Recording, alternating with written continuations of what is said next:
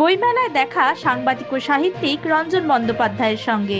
সাংবাদিক সাহিত্যিকের সঙ্গে একান্ত এক্সক্লুসিভ আলাপচারিতায় হিন্দুস্তান নিউজ পয়েন্টের প্রতিনিধি আস্থা সিং।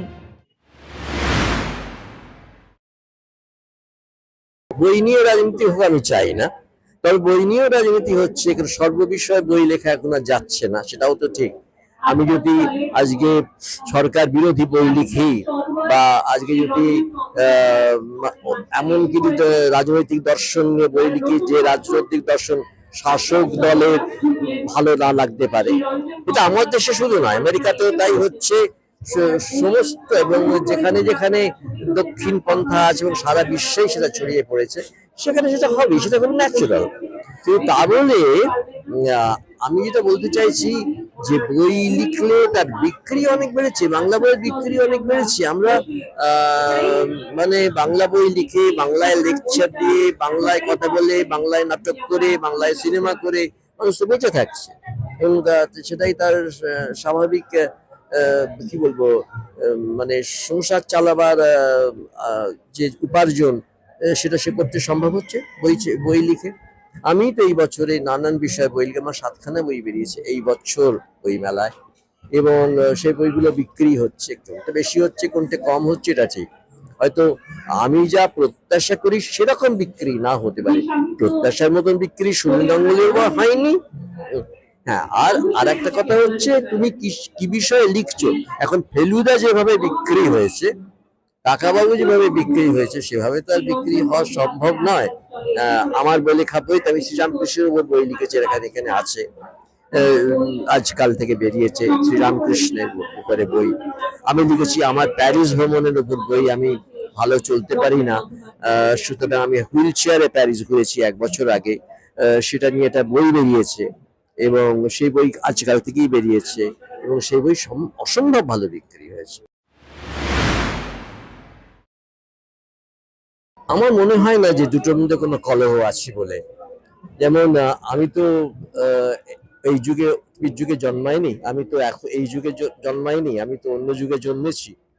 কিন্তু সেটা শুধু বইয়ের যুগ ছিল, এখন কি বইয়ের যুগ বা গ্রন্থের যুগ চলে গেছে? তা নয় এই জন্য যে এত বিষয় তো বই বাংলা ভাষায় তখন ছিল না। এখন বাংলা ভাষায় কত বিষয় বই বেরোচ্ছে, তার প্রোডাকশন অনেক ভালো হয়েছে। আগে তো এরকম একটা বইয়ের স্টল যখন আমরা ময়দানে যখন হতো বইমেলা, সেই বইমেলাও আমি দেখেছি, তখন তো এরকম বই স্টল ছিল না। আনন্দবাজার একটা বড় স্টল হতো, কিন্তু এত সুন্দর করে সাজানো হতো না, কিছু না। অর্থাৎ বইয়ের একটা নতুন দর্শন কিন্তু বাঙালিদের মধ্যে তৈরি হয়েছে।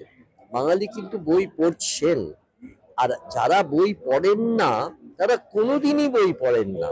আমি এরকম মানুষও দেখেছি বাঙালিদের মধ্যে, যে একটা বই উপহার দিয়ে তিনি বলছেন আমাকে আবার একটা বই দিলেন, 3-4খানা বই বাড়িতে আছে।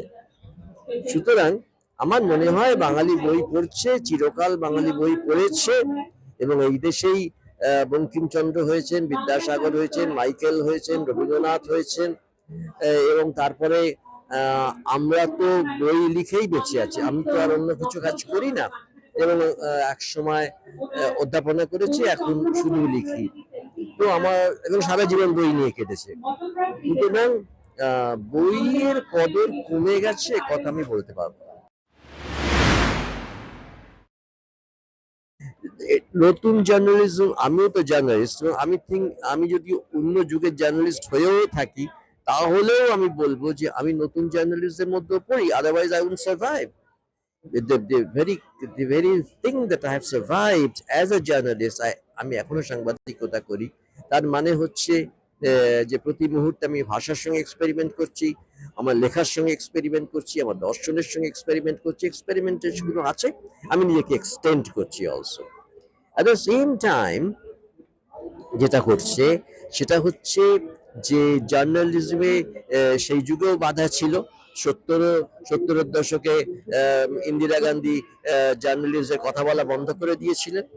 আবার এই যুগেও আমি সব কথা, যে কথা বলতে চাই বলতে পারবো না, সিলেক্টিভ হতে হবে বা প্রতীকীভাবে বলতে হবে। there are subtle ways of saying the truth.